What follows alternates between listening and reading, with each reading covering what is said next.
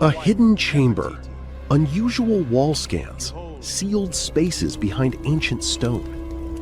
For years, archaeologists searching for Queen Nefertiti's lost tomb believed they were chasing a dead end. But new discoveries inside Egypt's Valley of the Kings are bringing the mystery back again. And some researchers now think one of the greatest royal burials in history could still be hidden behind walls that have already been studied for decades. The center of the mystery is the tomb of Tutankhamun, one of the most famous archaeological discoveries ever made. In 1922, British archaeologist Howard Carter uncovered the young pharaoh's nearly intact tomb, filled with gold, jewelry, statues, and more than 5,000 artifacts. But there was always something strange about the tomb itself. Compared to other royal tombs in the Valley of the Kings, Tutankhamun's burial chamber is unusually small and oddly designed. Some Egyptologists noticed that parts of the structure resemble layouts more commonly associated with royal women rather than pharaohs. That detail led to a controversial theory. What if Tutankhamun's tomb was never originally built for him? And what if another burial chamber still exists beyond its walls? The theory gained global attention after high-resolution radar scans detected anomalies behind the north and west walls of the tomb. Some scans appeared to reveal hidden voids or empty spaces that did not match the surrounding rock structure. For a moment, archaeologists thought they might be looking at sealed chambers, untouched for more than 3,000 years. And immediately, one name dominated the discussion: Nefertiti. Queen Nefertiti remains one of the most mysterious figures in ancient Egypt. She was the wife of Pharaoh Akhenaten and became one of the most recognizable royal figures in Egyptian history because of her famous sculpted bust discovered in 1912. But despite her importance, her burial place has never been definitively identified. That absence is extremely unusual. Many researchers expected a queen of her status to have an elaborate tomb somewhere in the Valley of the Kings or nearby royal burial grounds. Yet after decades of searching, no confirmed tomb belonging to Nefertiti has ever been found.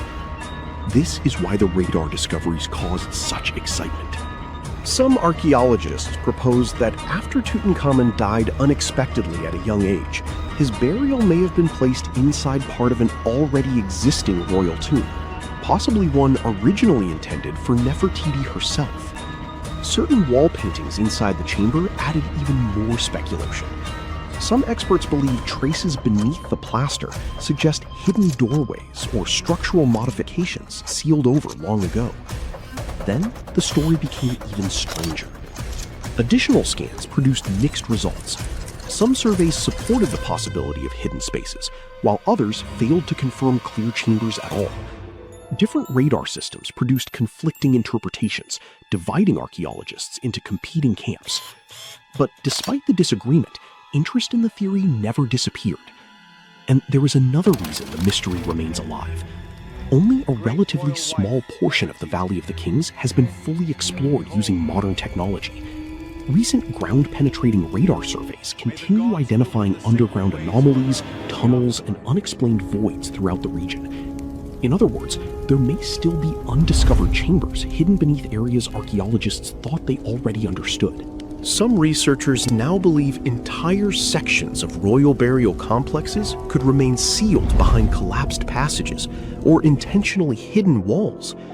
If a chamber connected to Nefertiti were ever discovered intact, it would instantly become one of the biggest archaeological finds in modern history.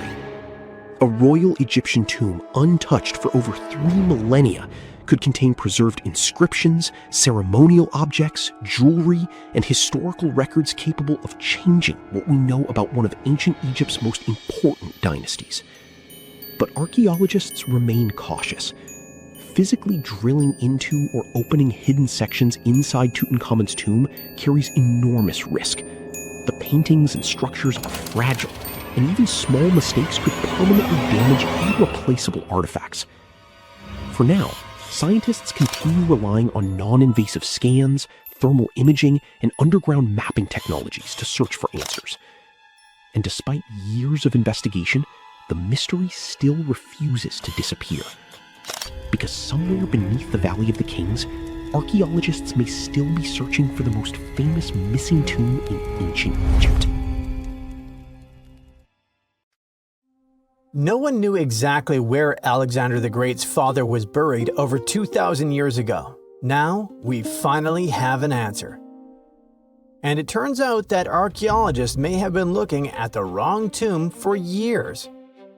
If you want to understand how Alexander became that great, you have to start with his father, King Philip II. He made Macedonia powerful and gave Alexander what he needed to conquer a huge part of the world. Philip lost his life in 336 BCE, and for a long time no one knew for sure where he was buried. That is, until now. Archaeologists always suspected that Alexander the Great's family was buried in a royal tomb complex in Aigai, which is now Virginia, Greece. This ancient city had been almost forgotten for around 2,000 years, until 1977, when an archaeologist discovered 4 royal tombs there. But 3 of them specifically caught specialists' attention. They were immediately sure that one of them belonged to King Philip II. But which one? Most people agreed that Tomb 3 belonged to Alexander the Great's son, Alexander IV.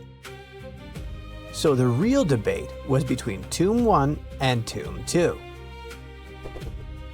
For a long time, most experts believed Philip was buried in Tomb 2, but there was one big problem.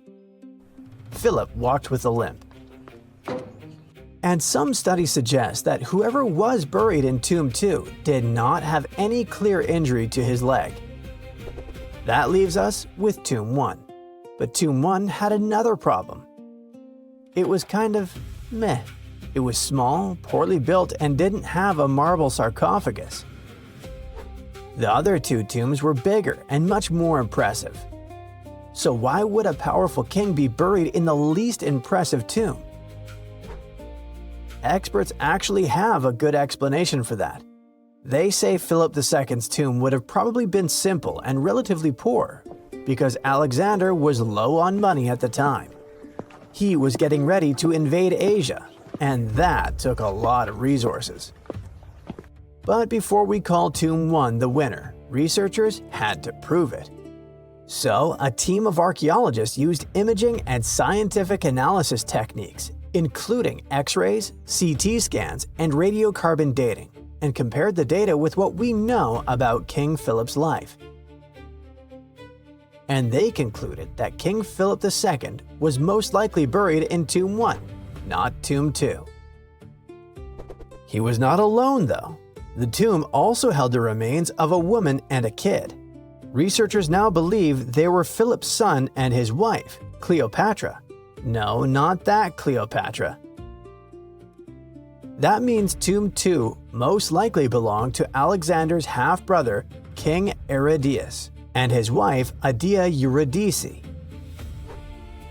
So, even though this new study offers strong evidence, the mystery of Philip II's tomb may not be completely solved yet, and researchers are still debating it. Now picture a tomb locked for 1,400 years, and then, suddenly, poof, it's open. What could be inside? An ancient curse or exciting discoveries? Maybe the former, since a giant stone owl is guarding the entrance with the owl's beak clamping down on a human face like it's swallowing a soul. Now, it's not just a picture this situation. The discovery probably happened like this. The archaeologists were at a place called San Pablo Huizo in southern Mexico. At one point, they stumbled upon something that resembled an entrance. Ooh, where did it lead? They just had to figure it out. By that entrance, there was a large carved owl. Soon the researchers realized that it wasn't just decoration. The beak of the bird was open, and inside, there was the painted face of a man. Most likely, it was an important leader. For the people inhabiting that region, owls were linked to demise and power. So, it was like either the owl was guarding the spirit of the person buried there, or was it holding it captive? Was it even wise to sneak into that mysterious place? Well, the scientists' thirst for answers was more powerful than any fear. So they entered and found themselves inside a tomb.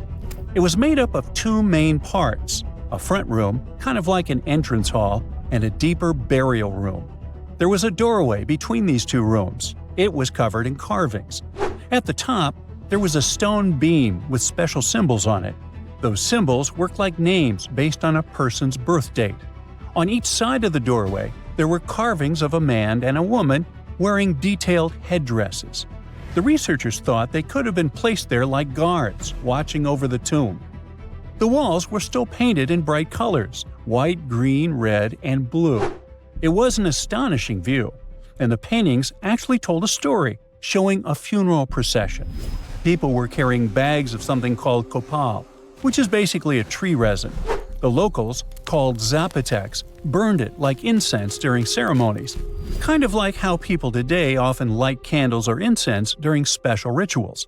Besides, the archaeologists found carved symbols that work like a calendar. A bit later, the researchers found out that the tomb was about 1,400 years old. It came from the Zapotec civilization, and what made it so special was how well everything inside was still preserved. It was like opening a time capsule that hadn't been touched for over 1,000 years. Interestingly, they didn't just randomly find it. Officials started looking into the site after someone reported looting. When scientists checked it out, they realized they had stumbled onto one of the most important discoveries in Mexico in the last decade. The tomb dates back to around the year 600, when the Zapotec people were thriving in the area. They were sometimes called the Cloud People, and they built a powerful civilization long before the Spanish arrived. Even today, many people in Mexico still speak Zapotec languages.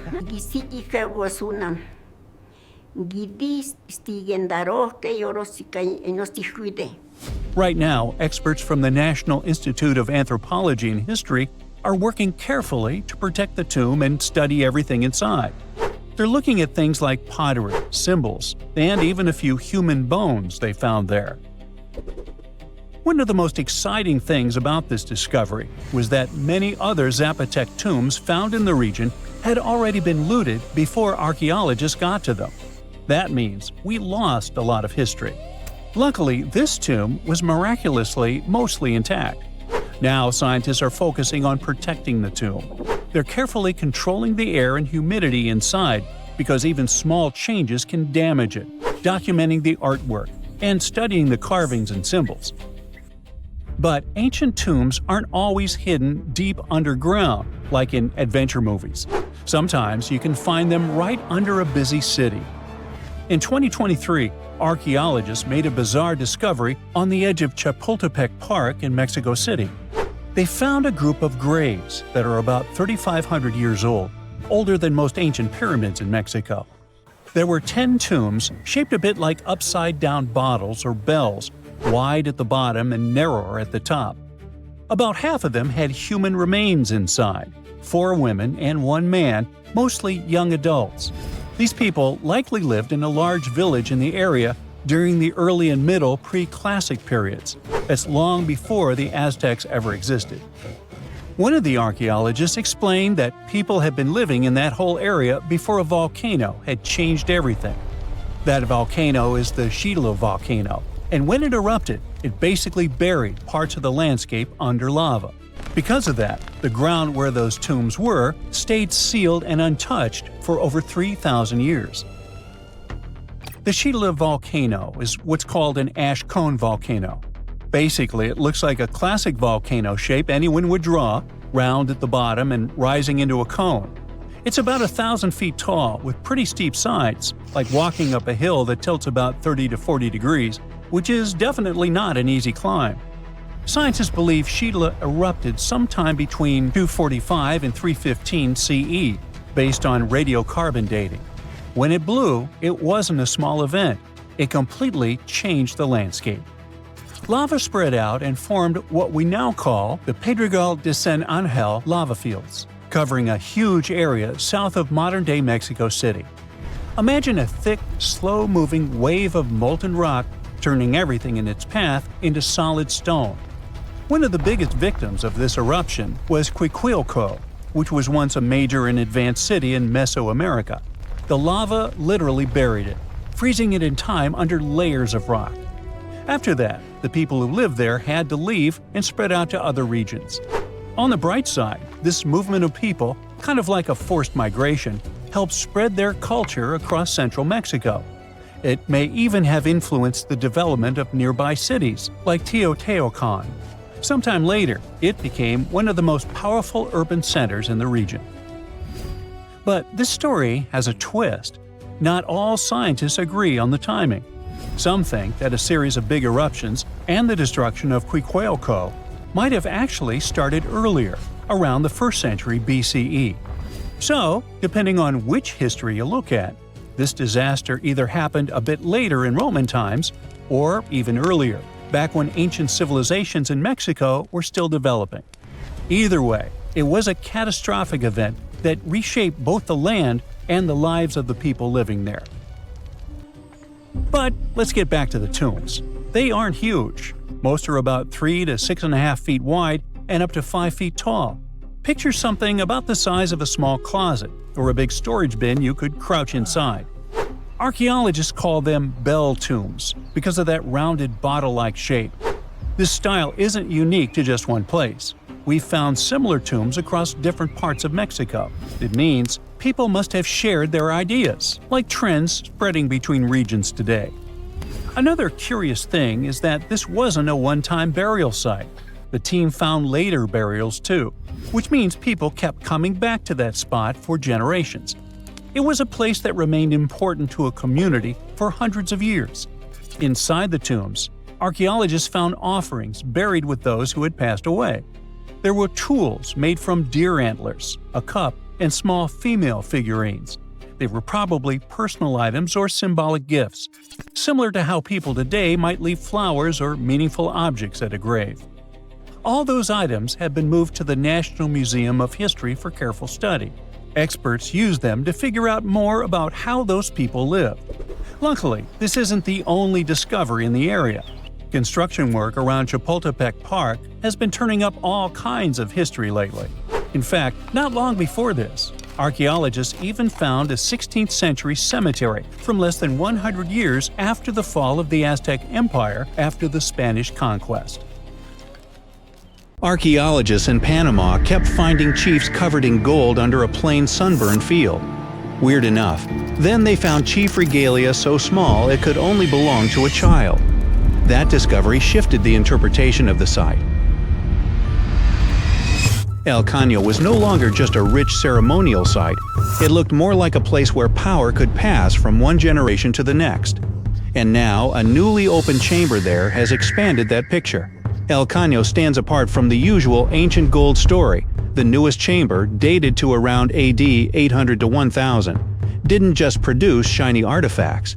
It added another piece to a much larger pattern. Archaeologists found pottery, gold ornaments, and a central high-status person marked out by where the gold was placed. This was not random wealth in the dirt. It was a public statement about rank. The objects themselves are vivid. 2 bracelets, 2 earrings, pectoral ornaments decorated with bats and crocodiles. Those are not the kind of items someone tosses in casually. They were chosen to say something. In a world with no billboards, no spotlights, and no giant stone inscriptions, gold did the talking. It told everyone exactly who mattered most in that chamber. The location makes this even more striking. Not Egypt, not Peru, not some famous archaeological landscape packed with giant ruins, central Panama. Historically, this region was often treated as the place between the main acts of the ancient Americas, wedged between the Maya to the north and the great Andean cultures to the south. El Caño repeatedly challenges that older view. That old assumption existed for a reason. This part of Panama does not hit you like a stone-built empire. There's no skyline of huge temples, no carved dynastic walls, no dramatic ruins screaming a powerful society was here. In tropical Central America, a lot of everyday life was built in materials that don't age gracefully. Wood, thatch, fibers, skin, feathers. Most of it simply doesn't stick around for 1,000 years. So when gold survives, it becomes one of the loudest voices left. And El Caño did not give up that voice quickly.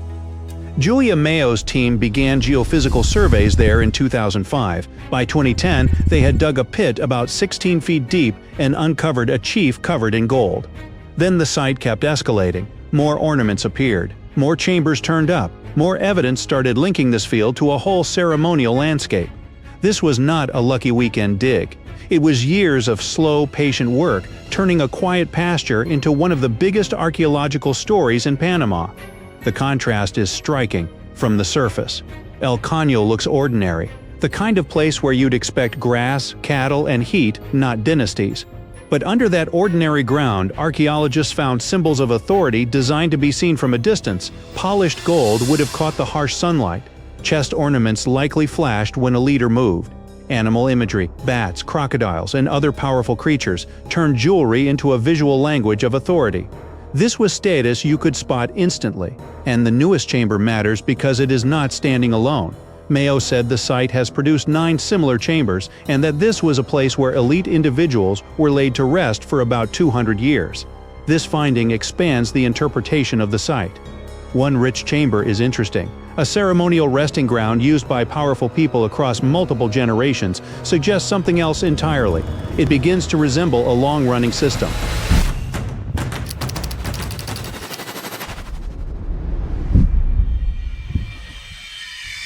You can see that system even more clearly in another major El Caño find from 2024.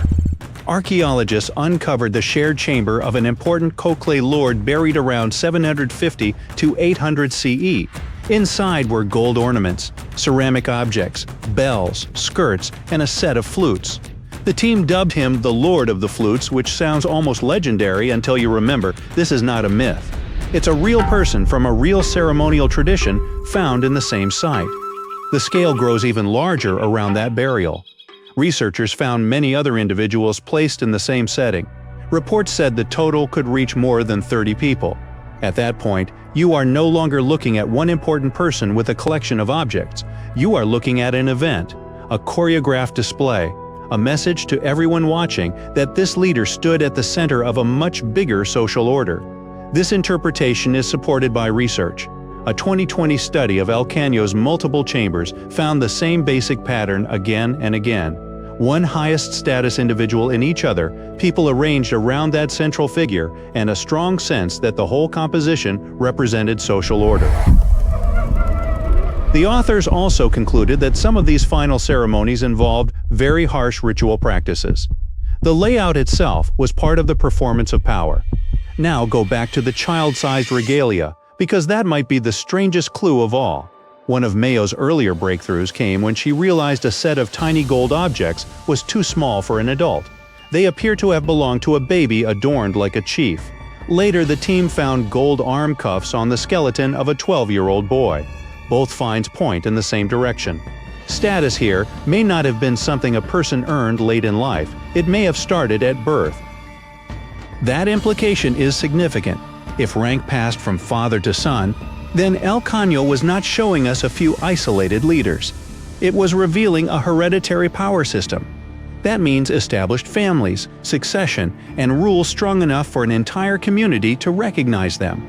Gold-working specialists had to exist, ceremonial knowledge had to be preserved, labor had to be organized. These were not loose little villages improvising everything as they went.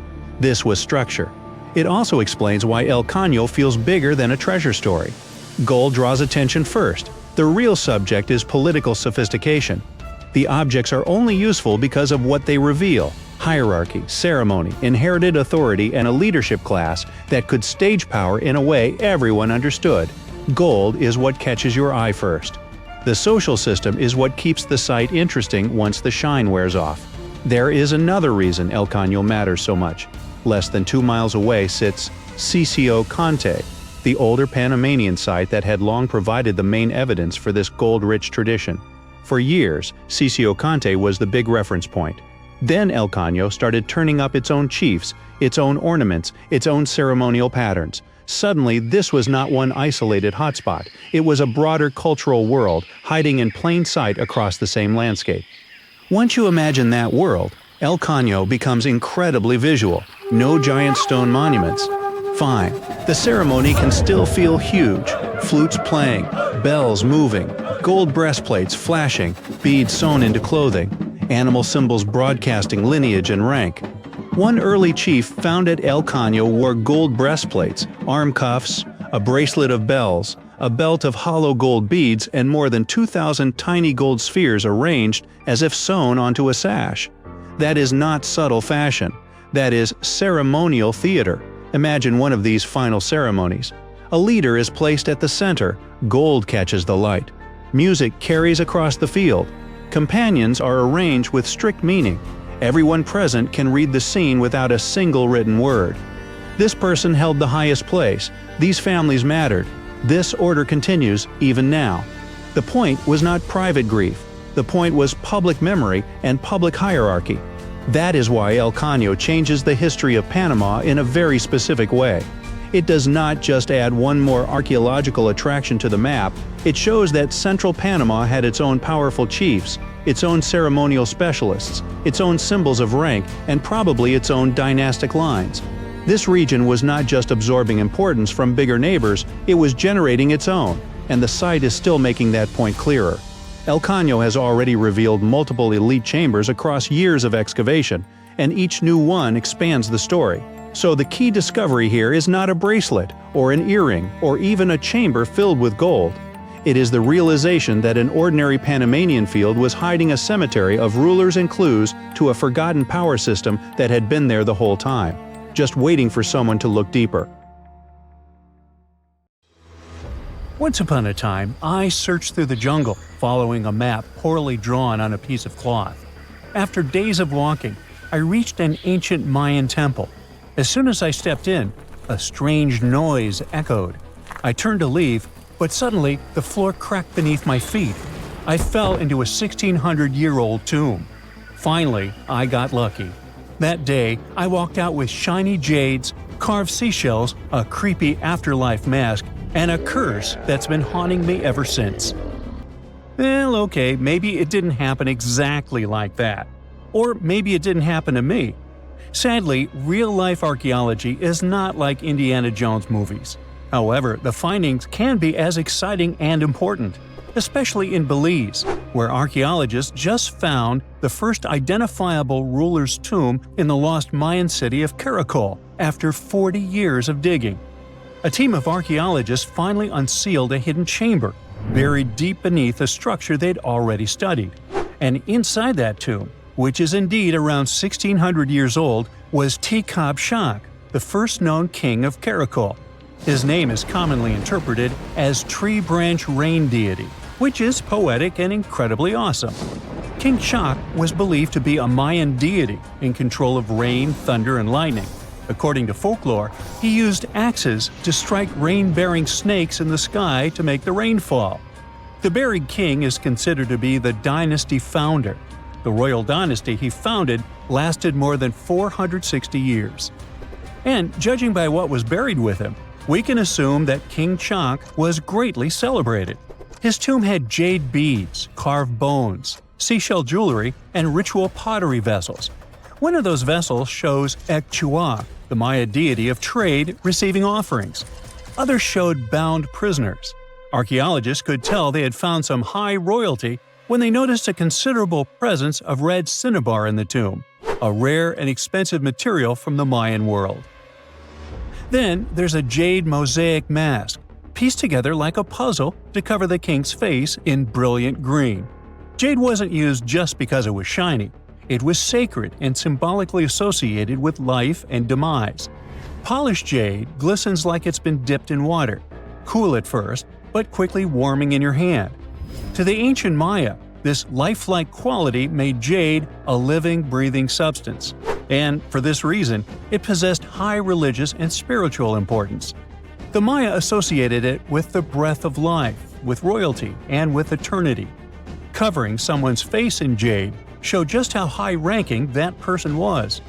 King Shak's mask has yet to be examined properly, but another famous mask of King Pakal was made of over 346 green jade stone fragments. That's a lot of painstaking work. But maybe the most symbolically fascinating thing about this king was that he was old. Not just lived a good life old. toothless old. To us, that means he didn't clean his teeth properly, because no, you don't usually lose teeth just from getting old, as long as you maintain good oral hygiene and dental care. On the other hand, according to Maya legends, toothless elders were believed to have spiritual powers.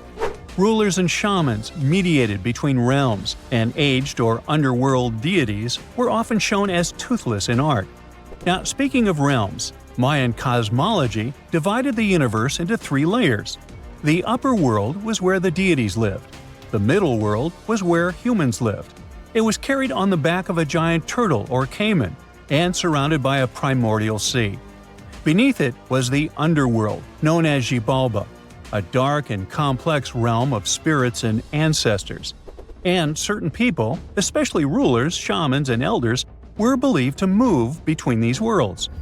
This king was a ruler, had a deity-like name, and was a toothless elder. Boy, his power level must have been off the charts. But that's not all. Here's the eerie part. The tomb was buried beneath another tomb, which was discovered all the way back in 1993. Archaeologists were investigating a different burial when they realized there was another chamber hidden beneath it, an interesting hiding place. Remarkably, it worked. For more than 1,600 years, no one found him.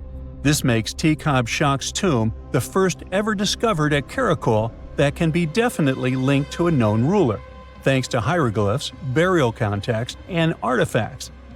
Now, if you're not a geography or history buff, you've probably never heard of Karakol. Today, it's a remote ruin deep in the jungles of western Belize. But around 16 centuries ago, Karakol was one of the largest and most powerful cities in the entire Maya world. At its peak, it covered over 77 square miles, which, for reference, is larger than modern-day Belize City. Its population was around 100,000 people. That's more than most cities in Europe had at that time. And it wasn't just big, it was advanced. Karakol had pyramids, ball courts, palaces, reservoirs, and a very complex road system. Stuff like limestone superhighways stretching miles through the jungle. Past excavations also turned up arrowheads, drills, spindle whorls, figurines, and everyday tools. King Shak's tomb was one of the 3 major tombs found in the northeast Acropolis.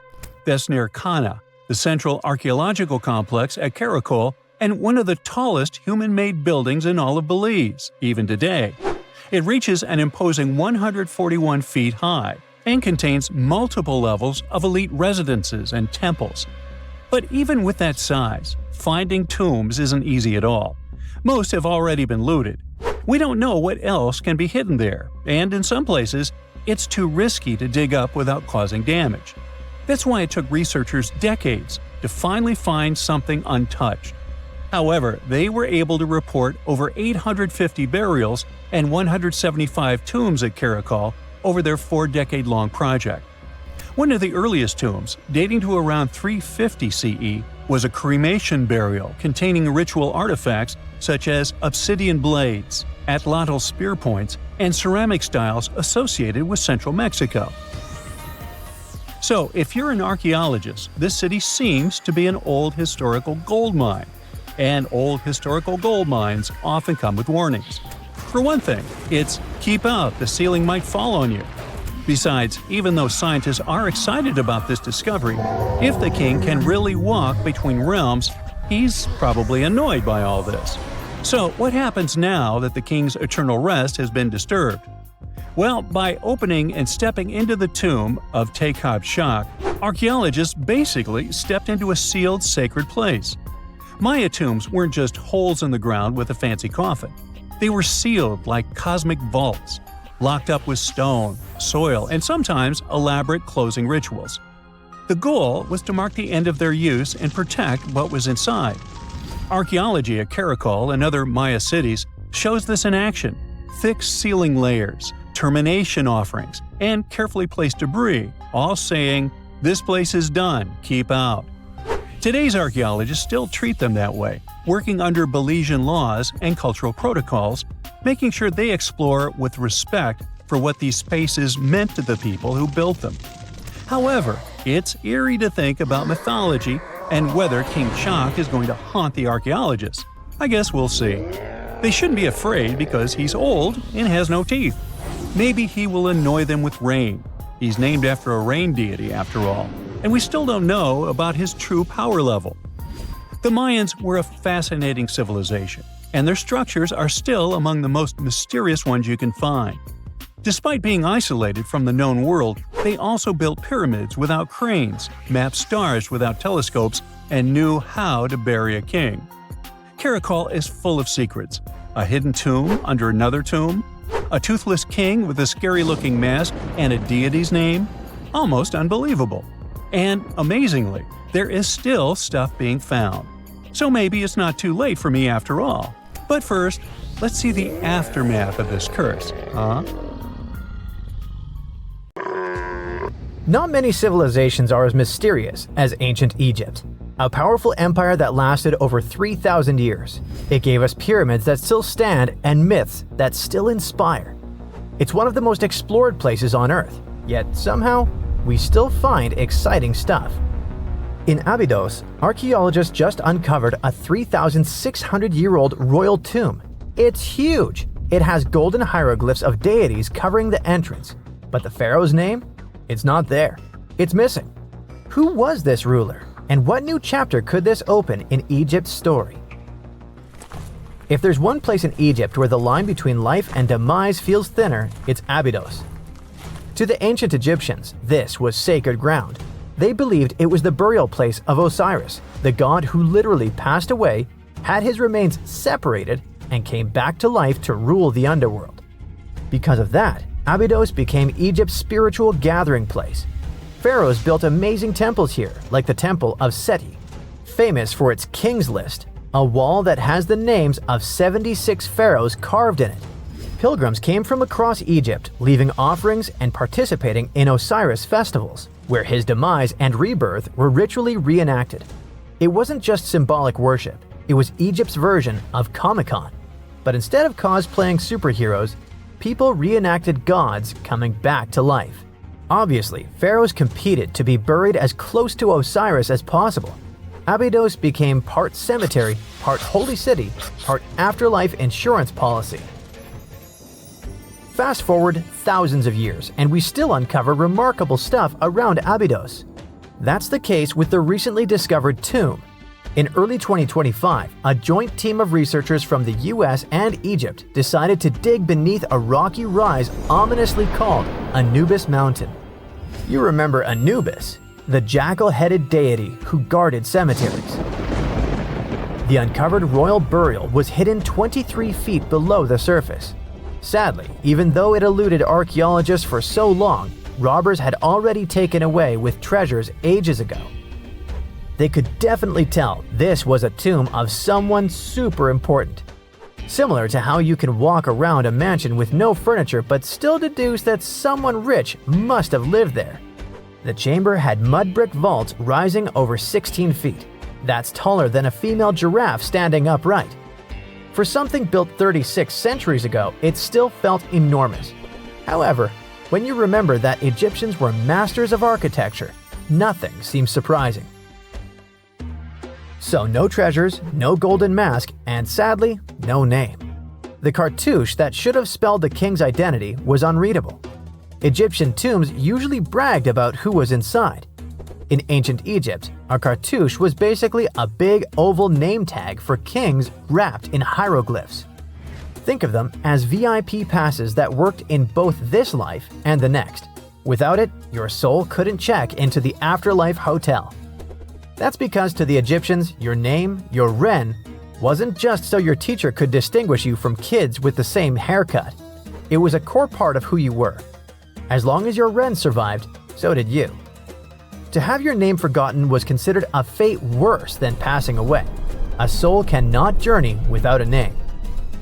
That's why you'd see cartouches all over the place, on temples, obelisks, jewelry, statues, and tomb walls. It wasn't there just for the marketing. It kept the pharaoh's presence front and center everywhere you looked. Imagine building a massive tomb only for 3,600 years later to walk in and go, who is this guy again? Not cool at all. That's why it's fair to imagine our nameless pharaoh haunting the robbers for all eternity. So yeah, cartouche was considered very significant. One of the most famous and mind-blowing examples comes from the tomb of Thutmose III. His burial chamber and sarcophagus were literally shaped like a cartouche. In other words, the entire room was a living architectural symbol of his name. Thankfully, in the recently discovered tomb, not everything was erased. Painted in golden hues at the entrance were two familiar guardians, deities Isis and Nephthys. Isis was the magician who stitched Osiris back together and breathed life into him.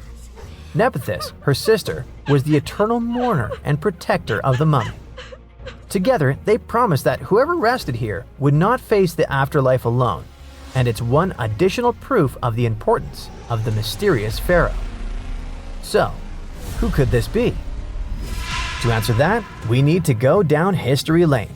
This tomb dates back to Egypt's messy chapter called the Second Intermediate Period. Instead of one ruler in charge, the country had many rival kingdoms, each with its own little power base, like a real-life Egyptian version of Game of Thrones. And right in the middle of that chaos was Abydos. For a while, it was home to its own line of kings, the so-called Abydos dynasty. Those weren't the pyramid builders everyone knows, and that's why they're so mysterious. They left behind almost nothing. No great monuments, no sprawling cities, just fragments of names on broken blocks. For centuries, many scholars even doubted they existed at all. That sorta changed in 2014, when archaeologists uncovered the tomb of Senebkay, one of those shadowy kings. Now, everything we know about Senebkay points to him having quite a story to tell. His bones revealed 18 deep wounds, the kind you get in battle. He had blows to his skull, back, and hands, and likely lost his life fighting, making him one of the few pharaohs we know who sadly fell in combat. His tomb was modest, with reused artifacts from earlier kings, but it delivered one priceless thing: proof. Until Senebkay, the Abydos dynasty was just a theory. With him, it became real.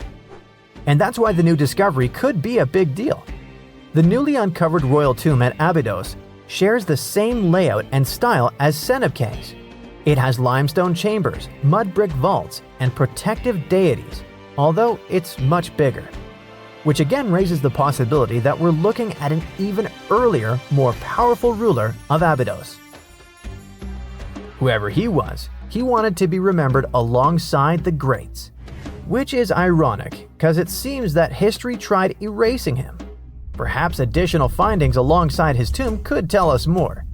Yes, there's more, and it's actually pretty cool. Not far from Abydos, in the village of Banawit, archaeologists uncovered a Roman-era pottery workshop. Yeah, you heard that right, a pottery factory close to a pharaoh's burial ground. The site had huge clay kilns, storage rooms, and even broken shards called ostraca. They were basically ancient sticky notes. Except instead of shopping lists, those had receipts scratched onto them in Greek and Demotic Egyptian. Little records of everyday transactions, the kind of thing you'd never expect to find near a lost dynasty king. Honestly, the potters missed a chance. Forget boring receipts, they should have been selling Osiris's mugs and Anubis figurines to pilgrims and tourists. But that's not all. It seems that centuries later, during the medieval period, the same ground became a cemetery. Archaeologists found mud brick graves with skeletal remains. This could mean that Abydos kept its aura of significance for hundreds of years after the age of pharaohs. So why this hill again and again? Is this place really a getaway to the afterlife? It is, after all, the very place where Osiris is said to rest. That belief lingered like a shadow for thousands of years, strong enough to pull in pharaohs and later medieval families. Different rituals, same sacred ground. Although, to be fair, the Romans weren't here for Osiris. They came to make pots. The story of Abydos is not over. The excavations will continue, and who knows what else could be discovered in the future. Today, archaeologists are armed with tools that are basically X-ray glasses for the desert. Every scan could reveal a hidden chamber, or if we're lucky, finally give our nameless pharaoh his wren back to him. In fact, I became strangely invested in finding out who he was. So let's hope for some news soon. It's only a matter of time. Do you have your own theories? Let me know. We all know some iconic symbols. The Statue of Liberty screams USA. The Eiffel Tower represents Paris. And this mask? Undoubtedly, it's Tutankhamun's, right? Sometimes it feels like historians have squeezed every last drop out of the King Tut story. But guess what? The most obvious details often slip right under our noses. Like the fact that this famous mask didn't actually belong to him, nor was it ever meant for him. Stick with me for the details. Can we get a close-up of that mask? Thanks. See those holes? Yep, they're for earrings. And no, it's not that they had anything against jewelry, but back in ancient Egypt, earrings were typically worn by high-status women or kids. Now, if you know your history, you might say, but Tut was a boy king, wasn't he? You're spot on. He began his reign at just 9 years old.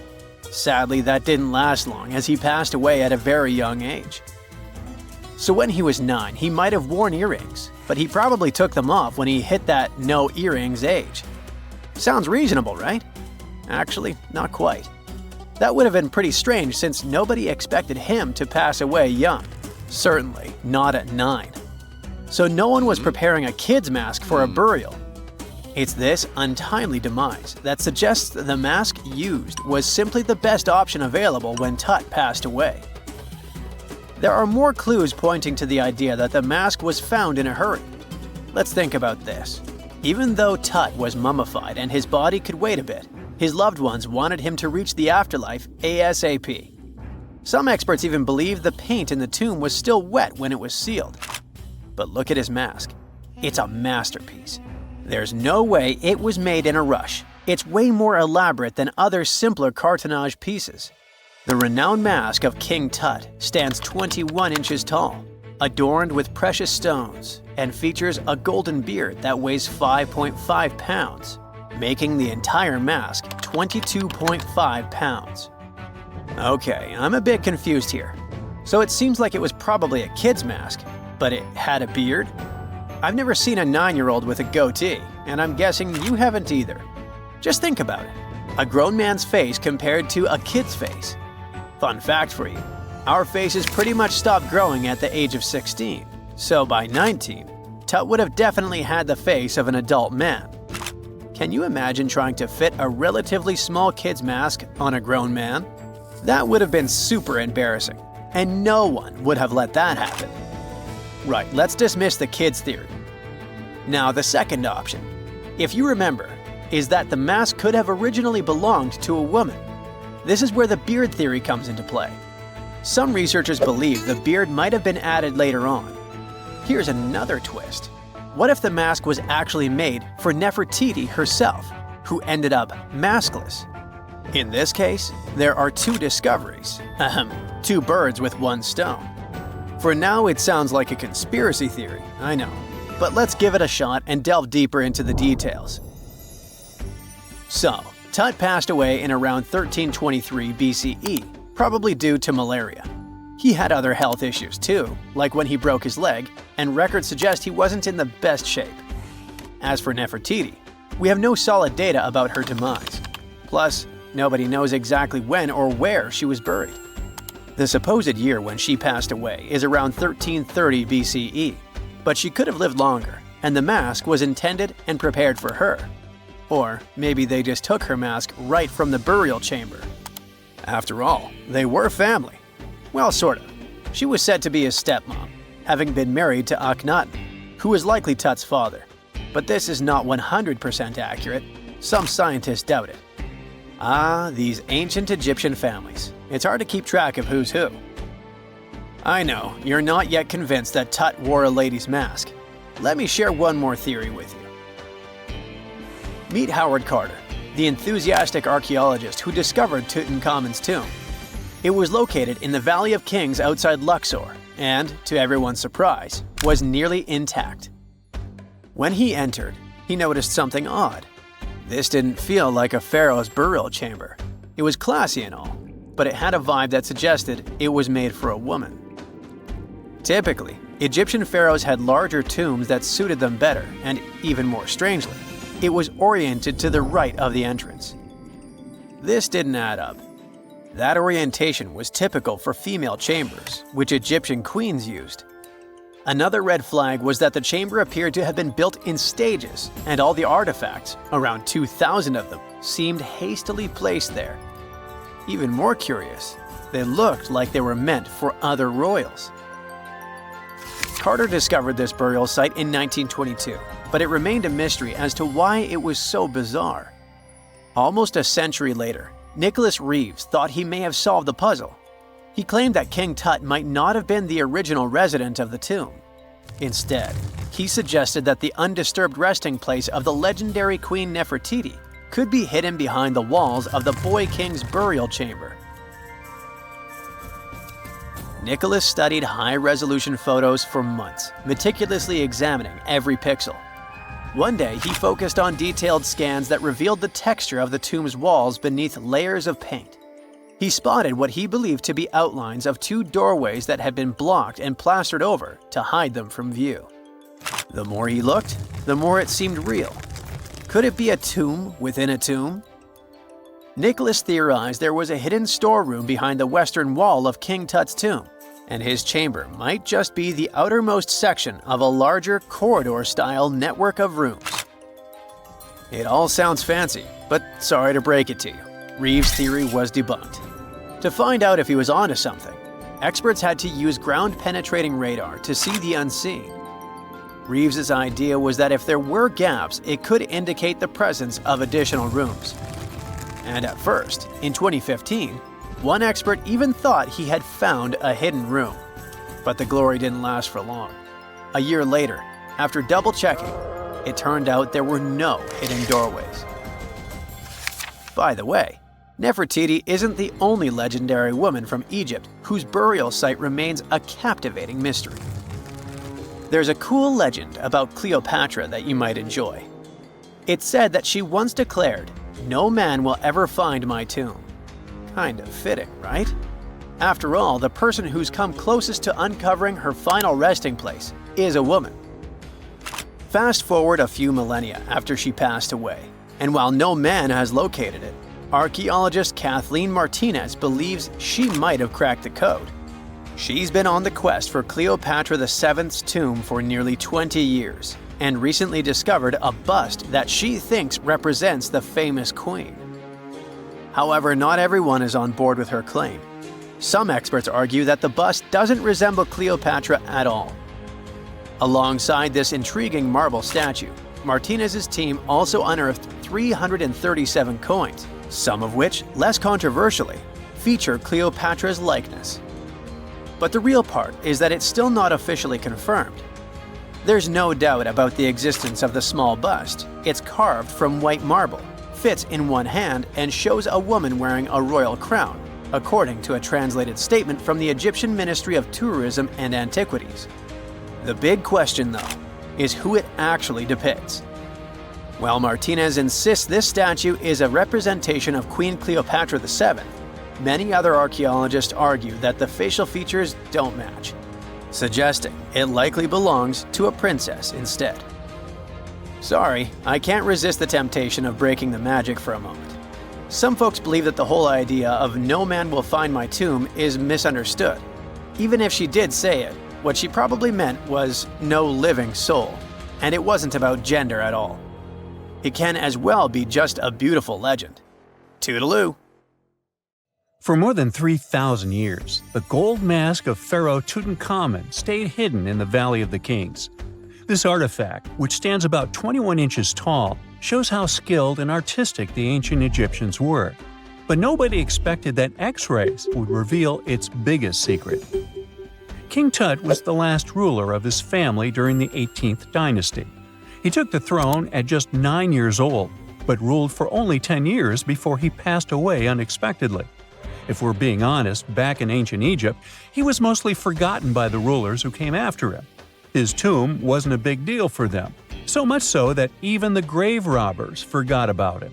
It might sound a bit sad, but the truth is that it was actually great news for us. Since his tomb was practically forgotten, it ended up being perfectly preserved. While the other tombs in the Valley of the Kings were looted, his remained sealed and untouched. So when it was discovered back in 1922, it had over 5,000 precious objects inside. That made Tutankhamun basically an instant celebrity and one of the best-known pharaohs nowadays. Among the treasures was the most stunning piece, his golden mask. This mask is said to be an exact image of the king's face, or at least it was supposed to be, but we'll get to that later. The purpose of this accurate representation of his face was to make sure that his soul would recognize him in the afterlife and return to his mummified body. In ancient Egyptian beliefs, this would allow him to continue living in the afterlife. The details of the mask clearly looked incredibly difficult to create, but people didn't realize how complex it truly was until many years later. The first X-rays of the mask were taken in 1967. Back then, the main reason for these scans was practical – conservation. The mask was heading to Paris for an exhibition, and it was the first time it had ever left Paris. This would help them keep track of any changes during the exhibit. Plus, the images could give clues about how the mask was made, but back then, they probably didn't fully realize just how complex its construction was. I mean, Egyptian goldsmiths didn't use modern soldering techniques. So, how did they make this mask? New X-rays taken in 2007 gave us some answers. It turned out the Egyptians didn't use pure gold, which is 24 carats. The mask was actually made of 23-karat gold, meaning it was mixed with another material. So specialists discovered that the gold sheets contained a small amount of copper, a reddish-brown metal. This was likely done to make the material more flexible and easier to shape. They would then shape the gold sheets by heating and hammering them over and over again. But there was one more secret inside the mask that wasn't discovered until 2015. The year before, the staff at Cairo's Egyptian Museum were working on the mask display when the long beard of the mask accidentally got knocked off. Another theory is that the beard had become loose over time and just fell off. Either way, the fact that King Tut's beard came off caused a lot of stress. After all, we're talking about one of Cairo's biggest tourist attractions, so the experts had to fix the problem quickly. The restoration process started with a detailed recording of the mask's condition. To do this, they had to take a full three-dimensional scan of the artifact. And, by accident, they found something very interesting in the mask. Inside the royal beard, there is a gold tube, an intriguing structure that the Egyptians likely used to attach the beard to the rest of the mask. And that proved, once again, that the process of making this mask was even more complex than experts thought. But the mysteries don't stop there. Remember how we mentioned that the mask was thought to perfectly represent King Tutankhamun's face? Well, that might not be entirely true. Some popular theories suggest the mask was never meant for him and was actually made for someone else. A study published in 2015 suggested the mask was originally made for a female pharaoh, his supposed stepmother, the famous and beautiful Egyptian queen Nefertiti. The biggest clue comes from an inscription on the mask. At first glance, it seemed to belong to Tutankhamun, but after a close examination, researchers noted that something else was actually written underneath King Tut's name. The royal name stamp seems to have been altered, and originally, it had something written on it that translates to Queen Nefertiti. There is another feature of King Tut's golden mask that was overlooked for years, which adds even more mystery. As we mentioned earlier, experts believe he wasn't respected much by the pharaohs who came after him. And one of the clues that made archaeologists think this is the pierced ears on the mask. Some researchers believe that King Tutankhamun wouldn't have worn earrings after he was a kid. So, according to their theory, by the time he passed away at 18, he shouldn't have been represented with pierced ears. This could also support the idea that the mask originally belonged to Nefertiti, or maybe to someone who wasn't even connected to King Tut. But the mask isn't the only source of mystery. In fact, his whole tomb is full of puzzles. Recently, historians found a sign that the place where King Tut was supposed to be buried was changed at the last minute. For years, experts wonder why a pharaoh who ruled for 9 years ended up in such a simple tomb. When compared to the grandeur of other pharaohs' tombs, his tomb seemed, well, a bit plain. The idea that a king like Tutankhamun would have such an unremarkable resting place just doesn't match up with the power and importance he must have had in ancient Egypt. So, what happened? Well, apparently, this might have something to do with his successor, Pharaoh I. After King Tutankhamun passed away, researchers believe that I made sure to erase him from Egypt's history. So, one theory suggests that he was probably behind the quick decision to place King Tut's body in a smaller, less impressive tomb. When experts looked at I's own tomb, they found something interesting. There is a large wall covered in painted baboons. This is the same type of artwork found in Tutankhamun's tomb. It seems like the same person might have chosen the artwork for both tombs. Now, the design and decoration of the two tombs are almost identical, suggesting there was a shared hand behind both. But there is one key difference. I's tomb is fit for a king. It's much bigger and more impressive, even though the style and artwork are similar to what you see in Tutankhamun's tomb. So the theory suggests that I decided what went into both tombs. Since Tut passed away unexpectedly at a young age, his grand tomb wasn't finished in time. Normally, pharaohs start building their tombs while they're still alive to make sure everything is perfect.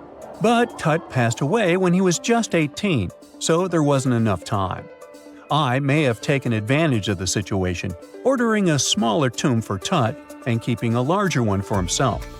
Experts believe this theory explains why Tutankhamun's tomb is so simple and how I managed to wipe his memory from history so easily. But in the end, the story of King Tut's mask and tomb is full of mystery and intrigue. Each new discovery sheds more light on what really happened all those years ago. But one thing is for sure, the secrets of ancient Egypt still have much to reveal, and King Tutankhamun will continue to fascinate people for years to come. So looky here, scientists discovered ancient artifacts near King Tut's tomb. Turns out, his VIP final resting place looks more like a public graveyard with about a dozen wooden coffins that's been there for around 3,600 years. Okay, I might have exaggerated a tad. The 11 tombs weren't exactly right next to King Tut, but they were close, near the same city of Luxor. New findings in Egyptian tombs can help us piece together what life was like in ancient Egypt. And guess what? Ancient Egyptians seem to have been remarkably like us, modern humans. Say, the women have always loved jewelry, and archaeologists retrieved a beautifully made necklace with 30 amethyst beads and 2 agate beads, plus a hippo head amulet. Bet it was all the rage back then. Researchers also discovered 2 copper mirrors. One had a handle shaped like a lotus, and the other was decorated with Hathor, the ancient Egyptian deity of the sky, women, fertility, and love. These recent excavations near Tutankhamun's burial site led to another jaw-dropping revelation. For the first time in thousands of years, fragments of Queen Hatshepsut's Valley Temple were uncovered. This fearless woman was thought to be the second female pharaoh, who ruled with both courage and wisdom, leaving a legacy as solid as the stones themselves. Her temple, hidden for ages, opens a window into a time filled with power, intrigue, and spiritual devotion. Archaeologists found over 1,000 beautifully decorated stone blocks on the outskirts of Hatshepsut's funerary temple. There were very few women who managed to take the throne in ancient Egypt. Another tomb was found nearby, and it belonged to the overseer of Queen Teti Sheri's palace, whose name was Jehuti-Mez. Queen Hatshepsut seems to have even more tombs, aces up her sleeve. These tombs were carved into the rock instead of being built as pyramids, showing a unique ancient perspective on how to protect the soul in the afterlife. Experts managed to retrieve some cool ancient pieces from the site. Toys made of clay, mummy masks, winged scarabs, and some amulets. Sadly, There surely used to be way more artifacts, but over the last centuries, there have been people other than archaeologists to stumble upon this site. It's likely that looters got to these tombs before them and may have taken some valuable items. But they did leave behind some cool stuff for the researchers, like pottery used for offerings of bread and meat, along with archers' bows that connect the tomb's owners to the Egyptian military.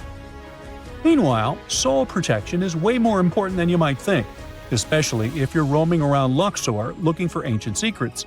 You aren't scared of King Tut's curse, are you? Let me tell you what happened to those who weren't scared, but promise me to take it with a dash of salt, okay? For years, Egyptologists, especially those who believed in paranormal activity, were convinced that there was an unsettling curse surrounding Tutankhamun's archaeological discoveries. This belief stemmed from the mysterious and untimely demise of several excavators who discovered the tomb in 1922 with no logical explanation for why they passed away. It was just easier to chalk it up to something supernatural and avoid the whole mess. But it turns out it wasn't a curse at all. It was likely the radiation that caused those excavators to perish. Now, you might wonder where the radiation came from. After all, while radioactivity was discovered in the 19th century, ancient Egyptians, despite their impressive pyramids, didn't have any radium lying around to make Tut's tomb glow like crazy. So, what could be the real story? It might have been toxic waste behind it all. Toxic levels of radiation from uranium and hazardous waste have been lurking inside the tomb since it was sealed over 3,000 years ago. The burial chamber of Tutankhamun's tomb reportedly has such high radiation levels that anyone who steps inside could easily end up with a fatal dose of radiation sickness or an incurable condition. By the way, you can have a somewhat similar level of radioactivity if you don't get rid of those moldy dinner leftovers you left to perish in your fridge a month ago. But this radioactivity isn't exclusive to Tutankhamun's tomb. Ancient Egyptian artifacts discovery is rewarding yet dangerous due to unusually high radiation levels in Old Kingdom tombs all over Egypt. Geiger counters have detected radiation at 2 sites near the Giza pyramids, and radon, a radioactive gas, has been found in several underground tombs in Saqqara. Interestingly, experts believe that the builders of these ancient tombs were aware of the toxins, as some eerie warnings were carved into the walls of many tombs. One inscription ominously declared, "They that break this tomb shall meet their end by a malady that no doctor can diagnose." Other ominous phrases like "forbidden," "due to evil spirits," only added to the fear that supernatural curses haunted these ancient sites. Ominous signs have stunned archaeologists since forever, but the fear grew even stronger a century ago with the mysterious passing of Lord Carnarvon, who funded King Tut's excavation in 1922 and reportedly explored the treasure-filled rooms, along with several others who entered the tomb. Arthur Weigall, another British Egyptologist who was present at the tomb's opening and is credited with starting the curse myth, passed away young when he was just in his 50s in 1934. Chances are the condition that made him pass was connected to radiation. In total, 6 out of the 26 people who were there when the tomb was opened met their end within a decade from various causes. Not only X-ray exposure, those reasons include asphyxia, stroke, heart failure, pneumonia, and even poisoning. Well, isn't this getting a little grim? There was one guy who opened the tomb and somehow managed to avoid the infamous curse, Howard Carter, or so it seemed. Some folks pointed to his survival as proof that the curse wasn't real. After digging up the tomb, Carter published several books on the topic and shifted gears from archaeology to dealing in antiquities for various museums. Despite dodging demise or injury, rumors swirled about how the curse may have impacted him in other ways. One of the big stories linked him to Lord Carnarvon's daughter, Evelyn. Some said he was madly in love with her, but she married someone else, so he chose to stay single.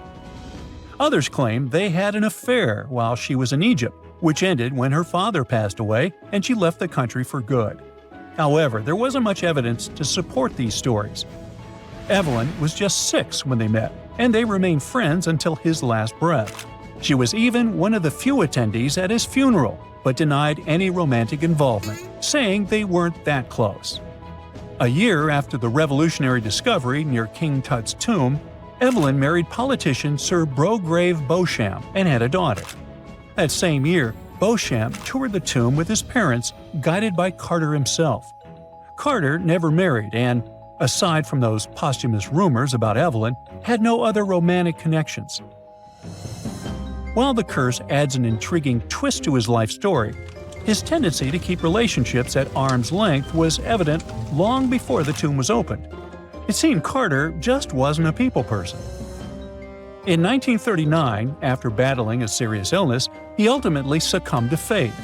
He was 64, which was a pretty common life expectancy in the UK back then, so no one really thought it was off and linked it to an ancient curse.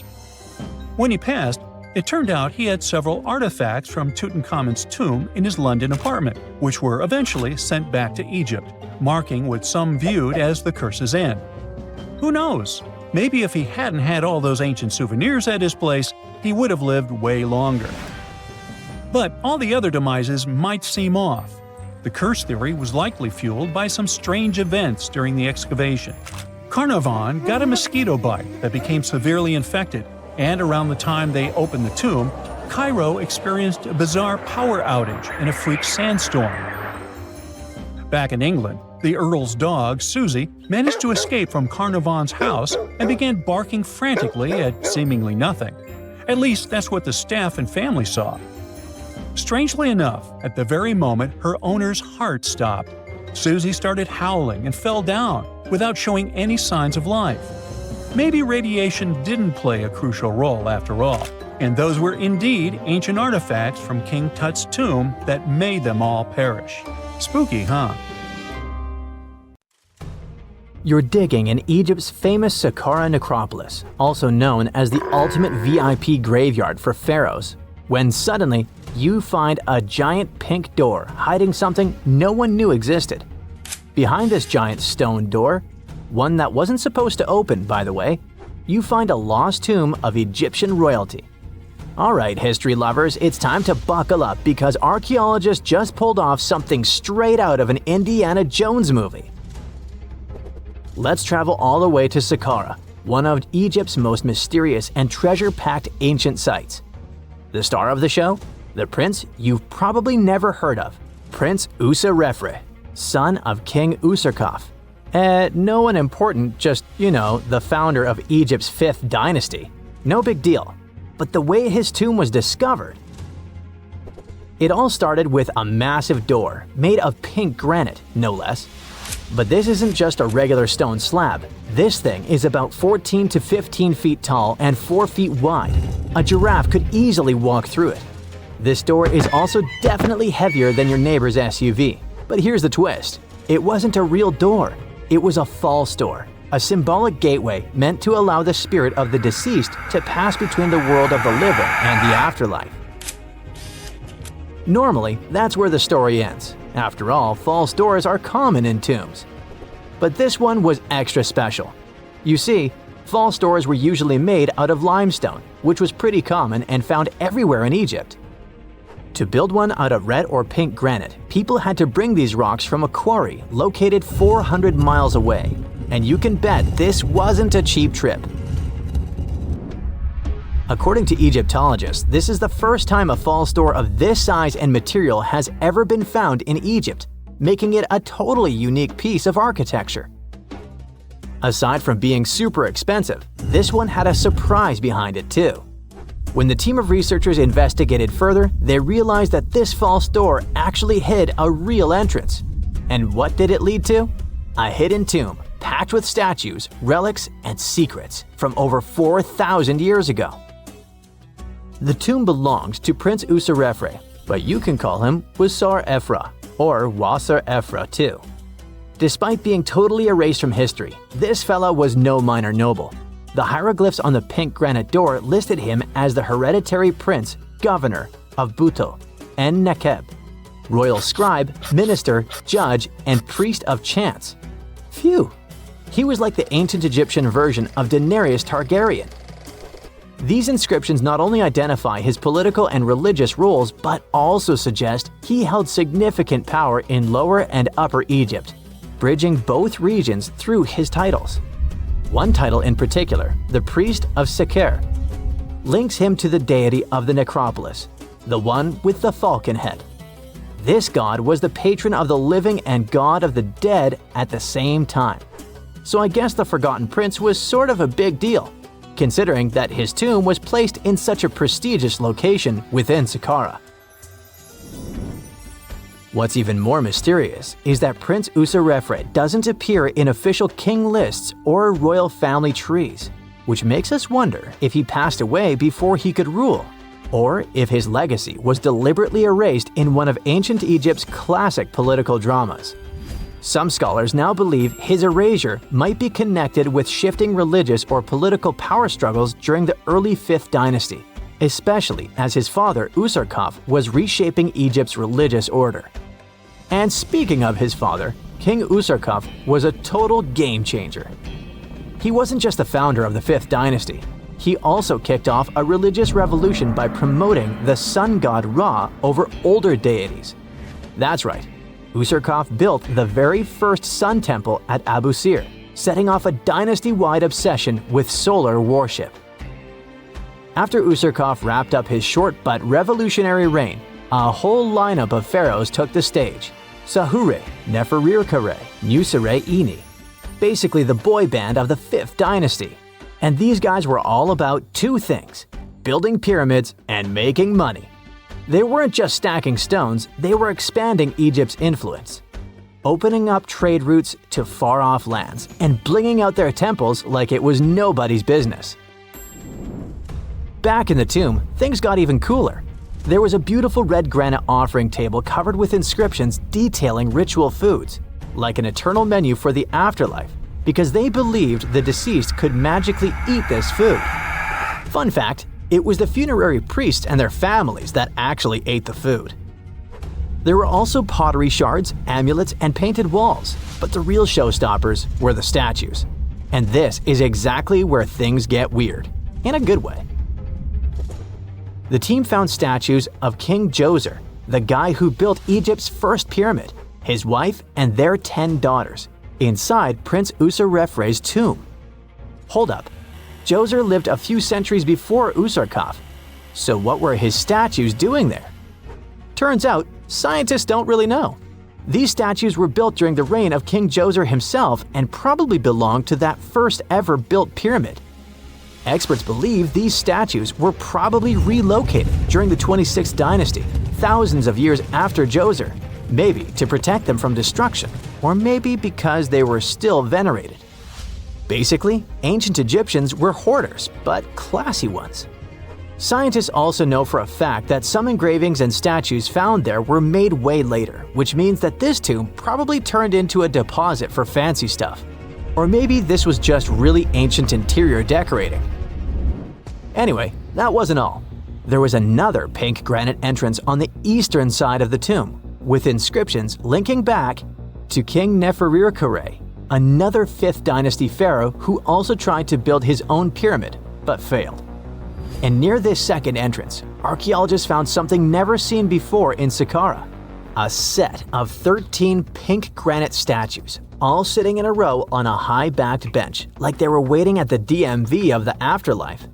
Some had elevated heads, probably representing the prince's wives, while others were missing their heads entirely. One black granite statue was found upside down.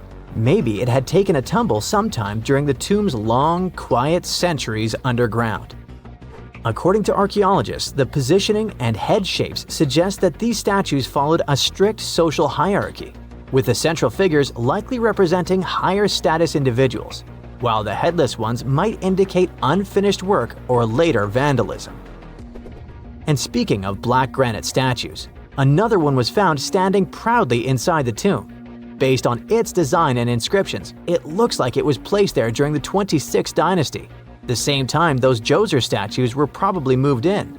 This suggests the tomb didn't just sit abandoned. It was reused, adapted, and maybe even honored by later generations. And by the way, black granite was associated with Osiris, the god of the underworld, during the late period, which means that this statue's presence is a clue that the tomb was a ritual space long after the prince's death. All of this, giant granite doors, surprise statues, reused tombs, adds up to a truly thrilling find. Prince Userefre may not be a household name yet, but his tomb is now one of the most fascinating ever found in Saqqara. It tells a story not just of the Old Kingdom, but of how ancient Egyptians kept connecting to their past, even thousands of years later. So, what does it all mean? Why hide a tomb behind a fake door? Why pack it with statues from different eras? And who exactly was Prince Userefre?